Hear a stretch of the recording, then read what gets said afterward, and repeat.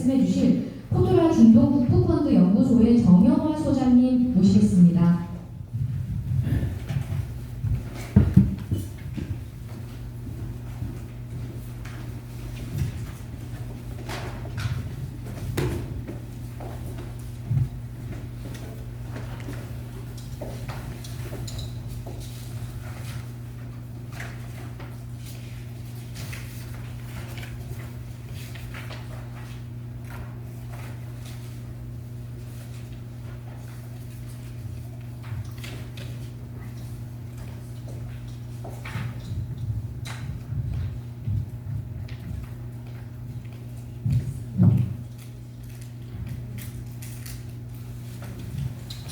예, 안녕하세요. 방금 수배받은 코트라 북부펀드 연구소장 정영화입니다.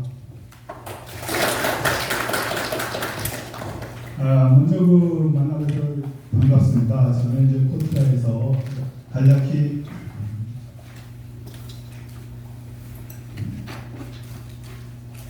제 소개를 좀 하고 시작을 하도록 하겠습니다. 먼저 이제 저는 용인 출신입니다. 그래서 이제 용인에서 태성고 나왔고 모연에서 이제 중학교 나왔고 왕년에서 초등학교 나와서 20년간 용인에 살았었는데 제가 이렇게 이제 용인 소재한 기업들을 또 이렇게 만나게 돼서 중동시장 또 여러분들의 수출 또 트레이드를 지원할 수 있게 돼서 대단히 반갑습니다. 저는 이제 코트라에 91년도 입사를 해가지고 조카를 이제 두바이 교육관, 그다음에 트리폴리 리비아의 트리폴리 교육관장, 이제 파키스탄 카라치 교육관에 있고 최근에는 이제 미국 달라스 교육관장, 캐나다 토론토 교육관장을 했었습니다. 그래서 이제 작년에 토론토 교육관장에다 들어와서 문제가 이제 제가 이제 퇴직 2년 앞두고는 이제 연구위원회를 지치고 있다. 그래서 본인이 퇴직을 대비해가지고 연구할 수 있게 시간을 주면서 퇴직 준비를 하게 되거든요. 근데 저는 이제 2년 동안 그동안 제가 중동하고 북미를 다니면서 북부펀드에 대해서 관심이 많아가지고 그쪽에 학위를 받았고 그래서 제가 이제 책자로 내고 해서 지금 현재 북부펀드 연구소장을 하고 있습니다. 오늘 여러분에게 설명할 순서는 처음 이제 중동 시장이 어떻게 구분되어 있느냐. 중동이라는 게 사실상 강원야고 22개 국가고 그럼 이러한 시장도 단일 시장이냐.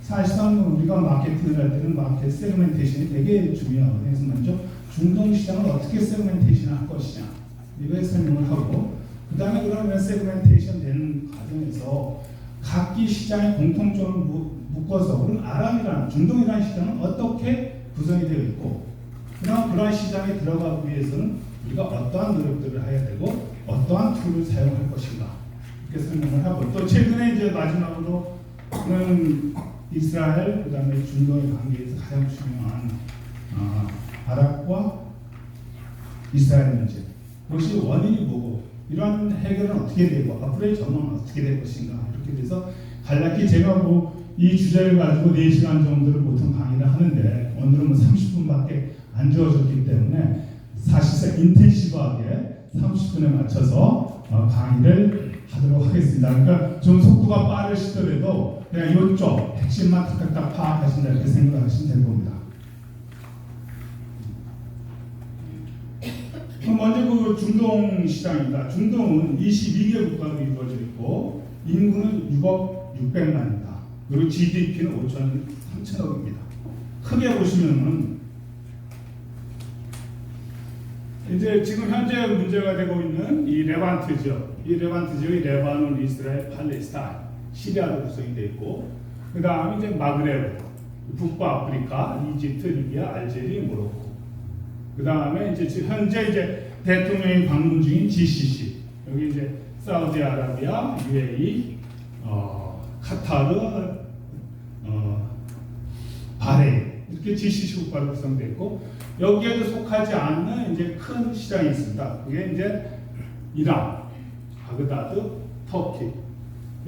사실상 이 세 개의 시장이 중동의 레반트나 마그레브, GCC 국가에 속하지는 않지만 상당히 큰 시장입니다. 그래서 그러한 시장에 대해서 한번 조명을 갖게 해보도록 하겠습니다.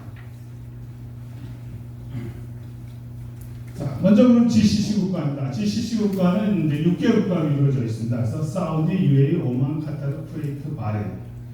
GCC 국가가 왜 우리한테 이렇게 중요한 시장이냐? 사실상 중동이라고 하면 대부분의 그 한국 기업인들한테 GCC 국가를 생각을 합니다.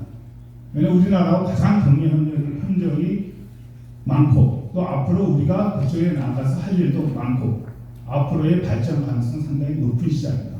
그럼 각 그 시장에 대해서 알아보면은 사우디가 한 3,600만 원 정도 됩니다. GDP는 한 8천억 불 정도 되고요. 그 다음에 UAE가 한 1,000만 원 정도 됩니다. 그다음에 GDP는 한 4,100만. 그 다음에 이제 카타르를 저희가 이제 작년에 그 월드컵에서 잘 보셨겠지만 인구는 사실상 그렇게 크지 않습니다. 한 300만 정도 되고 그 다음에 GDP 한 1,800억 불 정도 되고 중요한 거는 구매력입니다. 구매력이 이제 1인당 GDP가 6만 8천 불 정도. 중동국가에서 가장 그 이제 1인당 그 GDP가 높은 시장입니다. 다음입니다. 마그레브는 이제 7개국으로 구성이 되어 있고 이집트, 알제리, 튀니지, 모로코, 리비아, 모리타니아, 수단 이렇게 되어 있습니다. 사실상은 인구가 가장 많은 시장입니다. 1억 5천만 명 정도 되고 단지 우리한테는 포텐셜이 있는 시장이지만 현재는 약간 유망성은 좀 떨어진다. 그렇다고 해서 우리가 이 시장을 그냥 놔둘 것이냐 하는 건 아니라고 생각합니다. 왜냐하면 이러한 시장이 가능성이 상당히 높기 때문에 지금부터 씨를 뿌린다는 그러한 시장으로 보시면 맞을 겁니다. 그래서 보시면 아시겠지만 아직 그 1인당 GDP는 한 3,500불 정도 됩니다. 뭐 좀 빨리빨리 좀 넘어갈 테니까 30분밖에 없어서 그 나머지는 이제 책자로 보시면서 이해를 하시면 될 겁니다.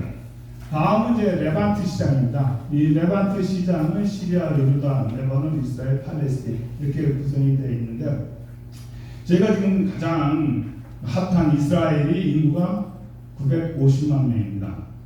그리고 1인당 GDP가 5만 1,000불입니다. 반대로 같은 땅에 있으면서 가자나 서한 지구는 어떠냐면 인구는 500만입니다. 면적도 이스라엘 면적의 4분의 1 정도입니다.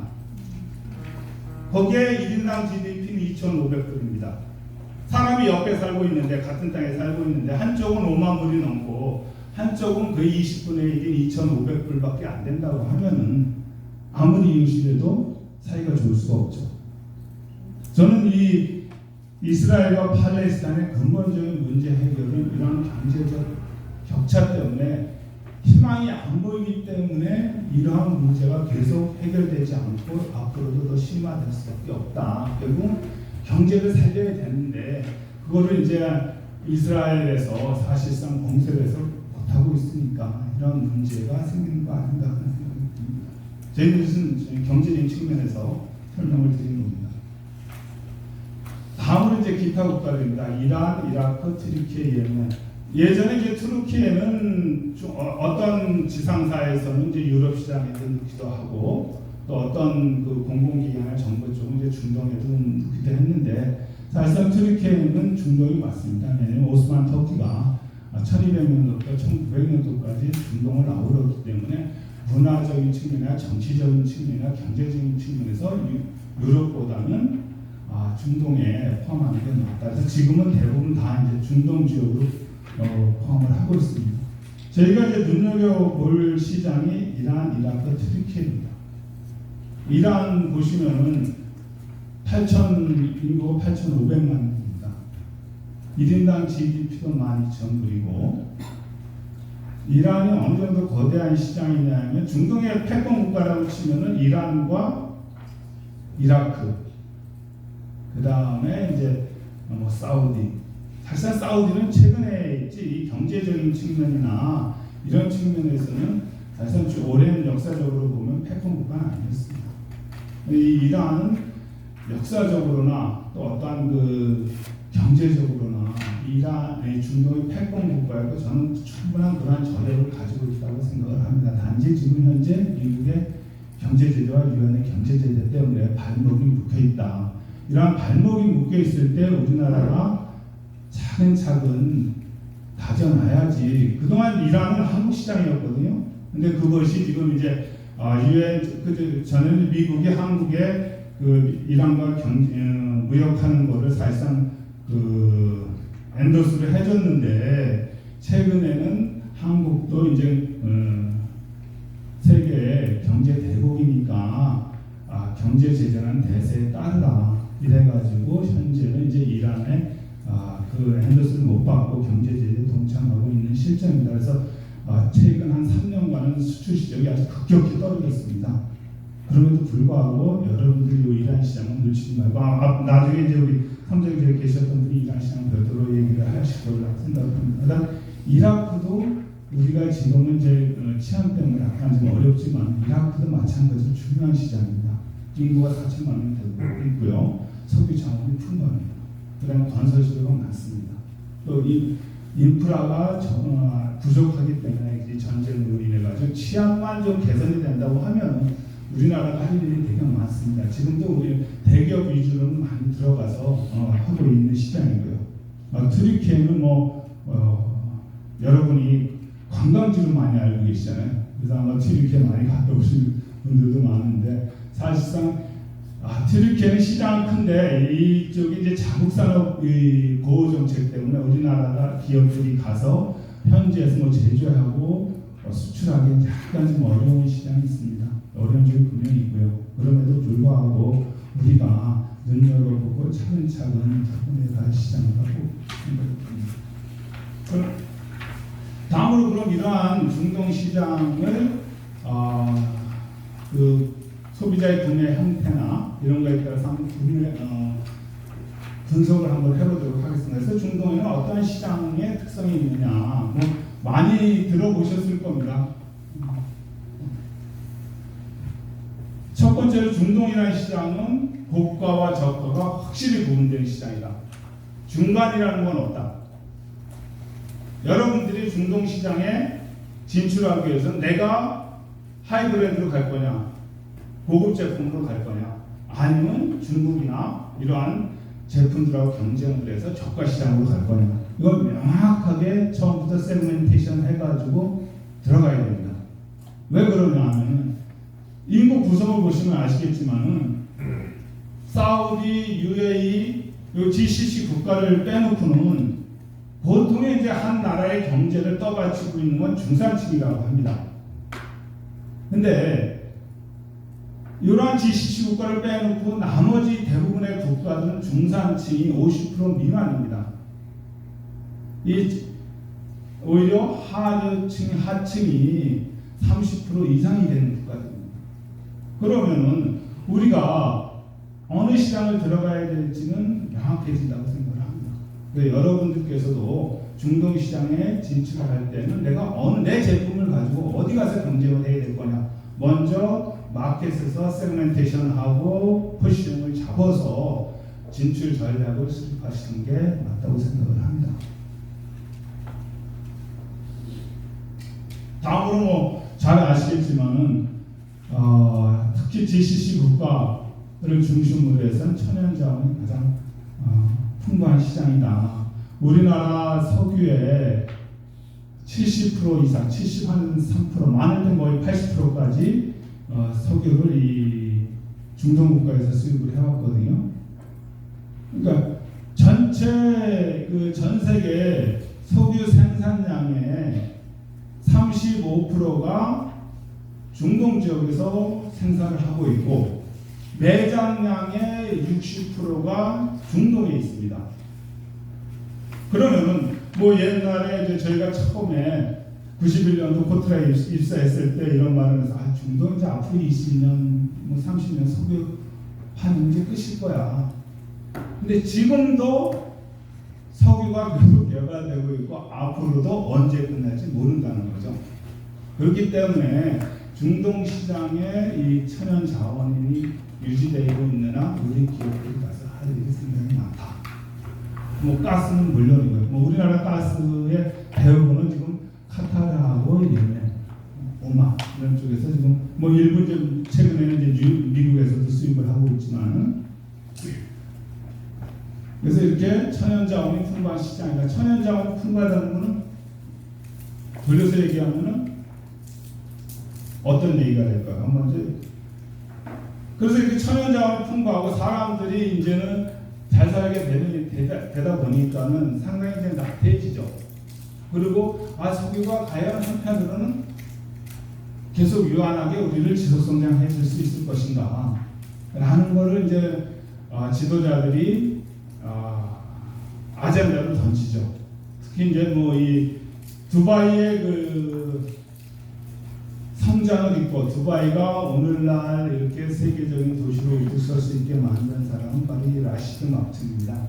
이분이 이제 중동 지역, 제가 이제 96년도에서 99년도 있을 때 제베랄리 자유무역지대라는 곳에 이제 두바이에서 한 40km 떨어진 데 가봤는데 사실상 허브판이었습니다. 저기에 자유무역지대를 해가지고 세계 글로벌 기업들이 올까? 이랬었는데 지금은 두바이에서 제베랄리 가는 지역이 모두 다 개발이 돼가지고 뭐 미디어 시티, 그 다음에 엔터테인먼트 시티, 그 다음에 뭐 골프장 이래가지고 완전히 두바이가 어떻게 보면은 미국의 라스베가스하고 뉴욕을 합쳐놓은 것 같은 그런 느낌이 들 정도입니다. 그래서 그러한 거에 기초를 놓으신 분이 바로 이 라시드 마크인데, 이 사람이 유명한 얘기에서는 나의 할아버지와 아버지는 낙타를 탔다. 나는 지금 메르세데스 벤츠를 타고 있다.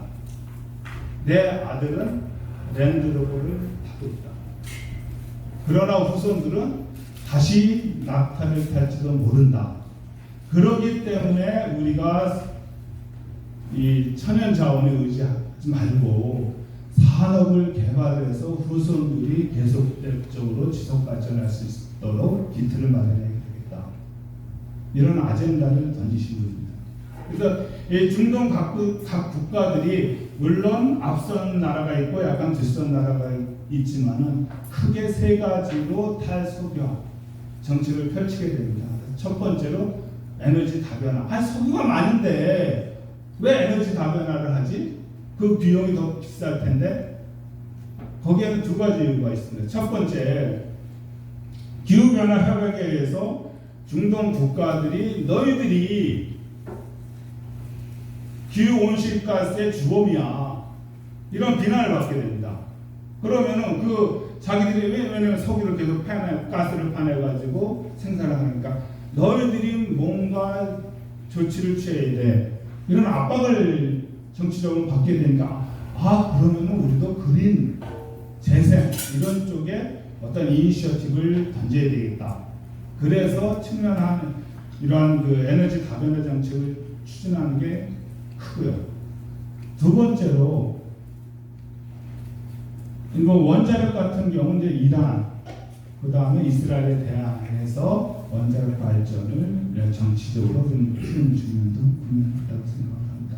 그래서 그러한 쪽에서 크게 원전, 수소, 태양광, 그 다음에 제조, 탄소 감축 정책을 하고 있고, 그 다음에 산업 다각화. 여기에 이제 중요한 게 우리가 이제 우리나라에서 스마트팜 진출하기 상당히 노력을 하고 있는데, 이 중동의 특히 그 사우디, UAE, 카타르, 바레인 이 G10 국가들은 식량 안보 측면이 되게 중요시합니다. 그래서 지금도 오스트리아, 그 다음에 인근의 그 호주, 뉴질랜드 이쪽에 농장들을 투자를 해서 실제 거기서 기른 양과 곡식들을 가지고 와서 자기네들이 공급을 하고 있거든요. 그래서 식량 안보가 상당히 자기네들 크리티컬한 이슈이기 때문에 상당히 지금 스마트팜이나 농업 생산 정책을 강력히 피고 있습니다.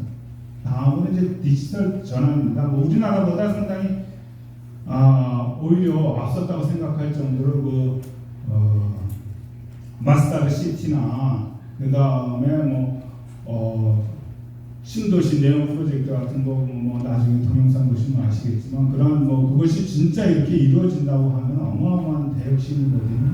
그런 정도로 이러한 스마트 시티, 그다음 핀테크, 스마트팜에 대해 상당히 앞서 나가고 있다. 그래서 만약에 이런 쪽의 분야에 일을 추진하고 계신 분이 여기 뭐 지식산업센터니까 있다고 하면은 협력적 분야가 상당히 많을 겁니다. 다음입니다. 우리가 이제 중동 하면은 중동을 그냥 요 22개 국가 지역적으로 그 국가만을 생각하실 수 있습니다. 그러나 중동은 거기에 그치는 게 아닙니다. 그 스티븐 잡스시죠? 다 아시죠? 이분의 그 출신, 그러니까 뭐라 그러면 아버지가 어느 나라 국가인지 아세요? 아버지가 바로 시리아계입니다. 그래서 아랍의 피가 흐르고 있는 사람입니다. 시리아의 아버지와 독일 그 어머니 사이에서 샌프란시스코에서 나는 사람입니다. 이러한 그 아랍의 피를 가지고 있는 사람들이 전 세계적으로 5천만 명입니다. 우리나라의 또 다른 국가가 전 세계에 퍼져 있다. 그러니까 프랑스에 지금 한 550만 명이 그 아랍계가 있고요. 콜롬비아에 320만 명, 미국에 200만 명. 그다음 제가 이제 최근에 왔던 그 캐나다에도 52만 명이 살고 있습니다. 그래서 되게 그 아랍이라는 그 테두리 안에서 상당히 그 유대 관계가 좋고 그들만의 어떤 상권을 만듭니다. 각 국가에 가면은 미국 달라스에서 마찬가지였고요. 그 경험한 바가 있어요. 그래서 이러한 아랍인들이 전 세계에 펼쳐 있어서 자기네들의 네트워크를 형성을 하고 있기 때문에 만약에 우리가 중동을 직접 진출하지 못한다고 하면은 이러한 프랑스나 영국이나 미국이나 캐나다에 들어가 있는 이러한 아랍계통을 통해서 되게 왜냐하면 이러한 중동 국가들의 그 특성이 그 해외 활동 송금이 자유롭지 못하기 때문에 다 기업하시는 분들은 두바이나 아니면 캐나다나 미국이나 다 법인을 가지고 있습니다. 그리고 대부분이 다 듀얼 패스포트시거든요. 그렇기 때문에 그 지사나 법인들을 다 선진국에 가지고 있기 때문에 그러한 사람들을 통해서 진출하는 것도 하나의 방법일 수 있다. 그리고 그러한 나라 사람들이 각국에서 이 아랍 국가에 송금하는 게 연간 540억 불 정도입니다. 그래서 뭐 대개 북부아프리카 지역에 이제 사람들이 많이 나가서 송금을 하는데 그러한 송금도 상당히 큰 기여를 하고 있다. 그래서 또 다른 아랍을 우리 또 다른 아랍 시장도 우리가 관심을 좀 가져봐야 되겠다. 그다음 최근에 이제 글로벌 기업들이 이제 중동에서 많이 생기곤 있습니다. 여러분들 잘 아람코 아시겠지만 아람코와 그 글로벌 기업은 몇 대 기업인지 아십니까? 2위입니다. 2위. 이제 1위가 월마트인데 월마트는 사실상 이제 유통이니까 사와서 매출이 많은 거지 실제 제조나 이런 걸로 따지면 아람코가 세계 1위 기업입니다. 글로벌 1위. 그 다음에 뭐 사비. 그 다음에 금융으로는 카타르의 이제 QNB. 그 QNB 같은 경우는 이미 중동 각 국가에 진출해서 중동의 금융을 사실상 자주우지하는 금융 기업입니다. 그 다음에 뭐 이제 UAE의 에티살라트, 그 다음에 뭐 잘 아시겠지만 에미레이트, 항공, DP월드, 그 다음에 오레도 이러한 중동의 글로벌 기업들이 성장을 하고 있기 때문에 이런 글로벌 기업들과 우리가 파트너링 같이 해서 중동이나 제3세계 시장도 진출을 검토를 해봐야 된다. 그 다음에 이런 기업들뿐만 아니라 중동의 그런 그 부호들 이제 전 세계적으로 그 어느 나라의 부호가 얼마냐 이거를 이제 발표하는 게 포브스에서 발표합니다. 그 2022년도 기준으로 보면은 그러니까 10억 우리나라 돈은 1조죠. 1조 이상의 부를 가지고 있는 사람이 2,600명입니다. 빨리 2,600명인데 그 중에 아랍인이 21명입니다. 그 다음에 중동에서 최고 부자는 UAE, 물론 이제 사우디는 아예 그 통계를 안 내가지고 자기 사우디 부호는 뺐습니다. 아랍인들이 21명이고 그 중에 최고 부자는 이집트에 있다. 그 이집트의 나스르 사우디는 거의 이재용의 버금가는 지금 부자입니다. 이재용 회장이 83억을 좀 가지고 있는데 이분은 77억을 하고 있습니다. 그래서 상당히 부자들도 많다. 그래서 우리가 중동 북부아프리카 이제 못 사는 나라야. 그래서 진출을 할 필요성이 없어. 이렇게 생각하지 마시고 오히려 그런 시장에 이러한 글로벌 기업들이 성장을 하고 있기 때문에 개별적으로 소매 마케팅을 하거나 유통업에 진출하기 어렵겠지만 이러한 글로벌 기업들하고 협력을 해서 진출하는 건 충분히 가능성이 있다. 여기 참고로 이제 이집 중동의 거부들을 참고를 하시면 될 겁니다. 그다음에 젊은 층이 이제 트렌드를 주도를 하니까 젊은 층이 상당히 많아지고 있다. 아까도 얘기했지만 14세 인구가 한 25%. 그다음에 65세. 우리나라는 65세 이상이 17%인데 현재 이쪽에 중동은 거의 10% 미만입니다. 그러니까 앞으로 상당히 큰 시장이다. 그럼 이런 젊은 시장이 왜 중요하냐? 이런 사람들은 브랜드를 선호한다는 거죠. 그 다음에 모바일 결제, 인터넷에 익숙하고, 그 다음에 교육도 체계적으로 받았고, 그 다음에 창업도 이러한 사람들이 하고 있습니다. 그래서 이 중동 지역에서 지금 창업에 대한 열풍들이 많아가지고 이 기업 창업하는 그 기업들이 상당히 많거든요. 그래서 이러한 지식산업센터 같은 경우 충분히 중동의 그러한 창업 기업들하고 협력할 분야가 많습니다. 그 다음에 여성들도 사회 진출이 굉장히 많다. 그래서 제가 재미있는 데이터를 보다 보니까 보통의 경우 후진국의 경우는 이제 집안의 비중에서 남자들을 대학을 가고 남자들을 교육시키잖아요. 중동은 여자들이 더 교육을 많이 받습니다. 대학 학사살 소유자의 비율을 보면 남자는 한 30% 정도 되는데 여자는 한 35% 정도 됩니다. 자, 그러면 이러한 중동 시장에 대해서 어떻게 진출할 것이냐? 제가 코트라하고 농림산업진흥을 100% 활용하십시오. 왜냐하면은 제가 이제 해외 공부를 17년 했는데 항상 자기가 믿고 했던 이 사람만 이미 다 되면은 시장에 진출할 거를 알고 이 사람 손에도 왔는데 나중에 사건 뻥 터지면서 이제 코트랑 그걸 찾아와요. 이거 어떻게 해결하면 좋겠냐고. 그럼 제가 하는 말이죠. 왜 먼저 코트라하고 상담을 안 하셨습니까? 코트라가 여러분의 진출을 100% 보장을 하지 못합니다.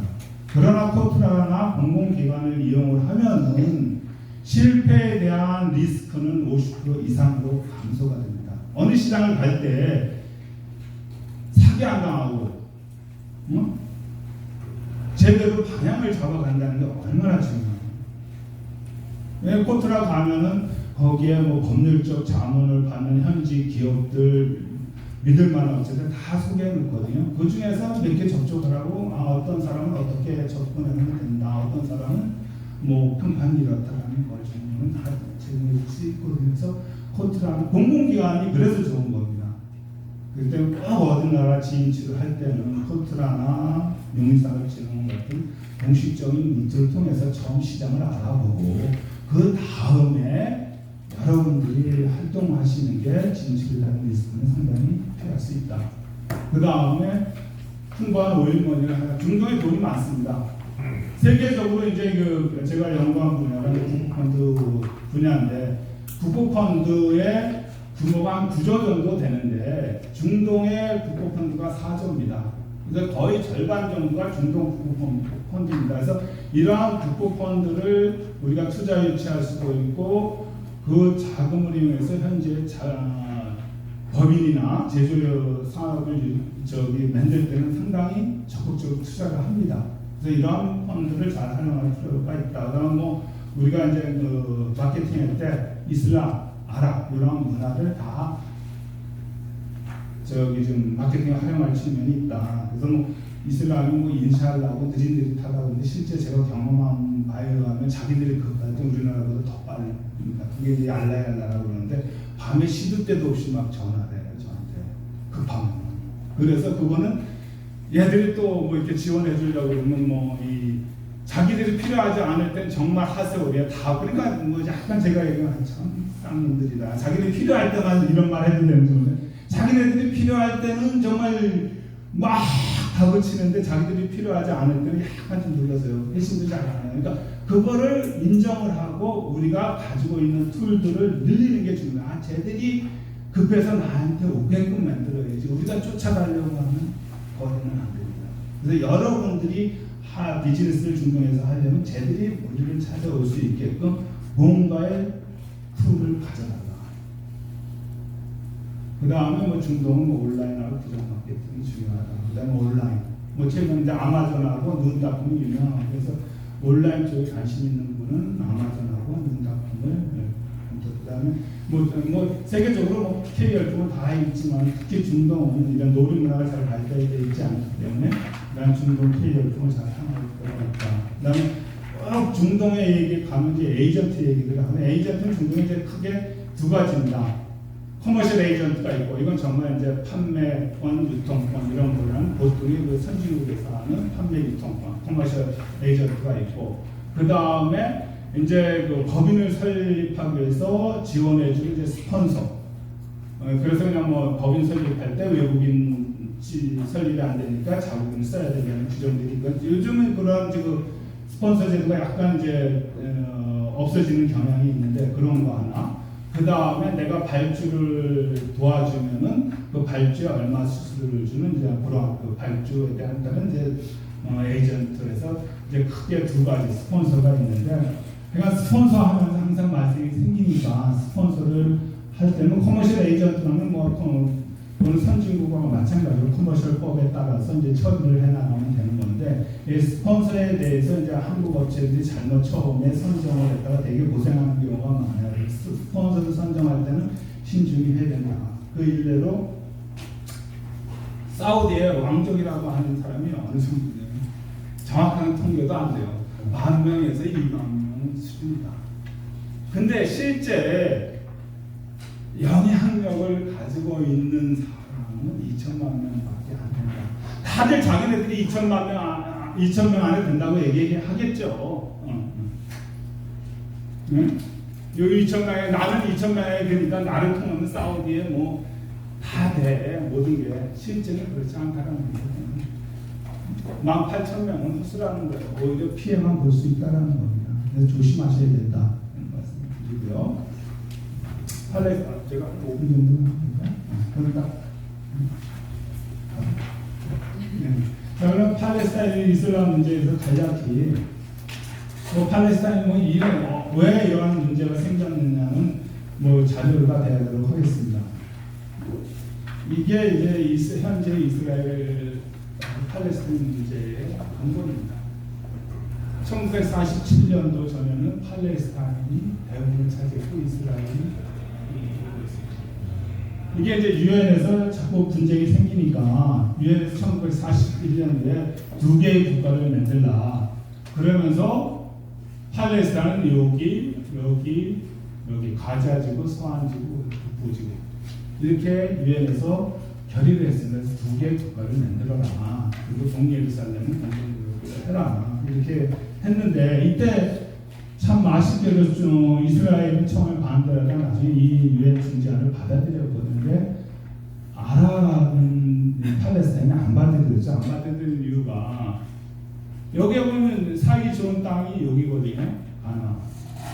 근데 거기는 이스라엘이 주고 자기네들은 여기 이런 데 주니까. 그리고 인구도 여기 보면 그 당시만 봐도 팔레스타인이 70% 정도 했고 이스라엘은 30%밖에 안 됐거든요. 근데 그 면적을 50% 하면 되겠느냐. 그러니까 그 당시 입장에서는 중동이 팔레스타인 받아들이기가 어려운 상황이었죠. 그래서 안 받아들였는데 1967년도 이제 제3차 중동 전쟁이 발발이 돼가지고 여기에 서안 지구하고 여기에 이제 가자 지구가 다 이스라엘이 점령을 하게 됩니다. 그리고 점령을 했으면은 원래 국제법적으로 이렇게 정착촌을 만드는 건 법적으로 금지가 되어 있거든요. 거기다 이렇게 서안 지구만 해도 다 자기네들이 정착촌을 만들어 가지고 팔레스타인을 이렇게 경비를 시켜요. 그러니까 자기네들은 제발 좀 지금 현재 입장에는 이대로만 됐으면 좋겠는데 이거라도 안 되면 이렇게 독립국가라도 만들어 줬으면 좋겠는데, 그리고 사는 건 피폐하고 하니까 계속 투쟁을 할 수밖에 없는 거예요. 그래서 큰 문제가 이번 쟁점상 팔레스타인 난민 귀국을 허용할 거냐, 이게 가장 크리티컬합니다. 왜냐하면 지금 이스라엘과 950만 명 정도 되는데 거기에도 아랍인이 있거든요. 아랍인들이 한 22%입니다. 근데 거기에 지금 팔레스타인들이 난민으로 가자 지구하고 서한 지구하고 요르단하고 이러한 사람들을 다시 고향으로 귀국하는 거 허용한다고 하면 이건 유대 국가가 아니고 팔레스타인 국가가 되는 거죠. 그러니까 이건 난민은 자기네들이 허용을 못하겠다. 그냥 에르살렘 문제. 그 다음에 정착촌을 다 철거를 해줘야 되는데 독립국가가 되려면 그거의 문제, 점령주 문제, 이런 문제들이 있다. 그러면 이 문제가 어떻게 앞으로 전망이 될 거냐?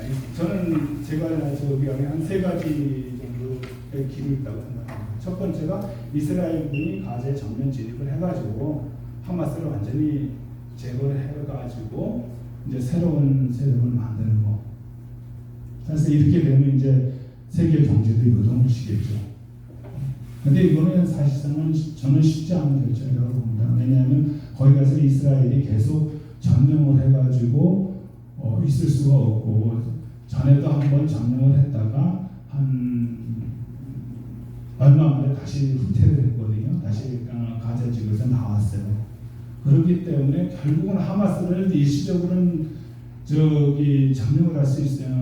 없앨 수 있어도 다시 또 제2의 제3의 하마스가 나타날 수 있기밖에 없는 태생적인 구조를 가지고 있기 때문에 이스라엘 입장에서도 쉽지 않다. 그 다음에 이제 이스라엘군이 이제 부분 진입을 해가지고 하마스 지도부를 격퇴를 하고 파타라는 조금 온건한 지도부를 가자 지구에 설립할 수 있도록 이제 만드는 거거든요. 아마 이게 이제 미국이나 이 서방 국가에서 희망하는 사항이 될 수도 있고요.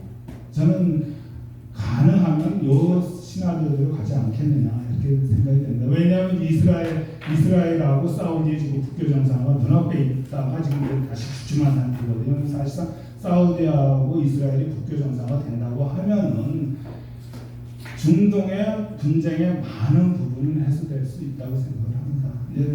하마는 사실상 이스라엘이 이제 가자 진입을 자제를 하고 공습만 통해서 하마스 지도부 세력을 약화하는 건데, 이 시나리오 자체는 사실 이스라엘 정부나 입장에서는 약간 수용이 조금 감정상 받아들일 수 없는 부분이기 때문에 이건 쉽지 않다. 그래서 아마 이스라엘이 가자를 부분 진입을 해가지고 하마스 지도부를 격퇴를 하고 아마 파타당이나 온건파 당을 가자 지구에 설립한 일 철수하는 그런 시나리오가 가장 유력하지 않을까 생각합니다. 하여간 짧은 시간에 간략히 설명을 드렸습니다. 그래서 제가 중동에 11년, 그 다음에 미국에 3년, 캐나다에 3년 살았습니다. 그리고 그쪽에서 수출, 그 다음에 투자, 유치 업무를 담당을 했었고요. 내가 용인 소재 기업이 언제든지 이런 지역에 관심 있거나 한번 연락 주십시오. 감사합니다.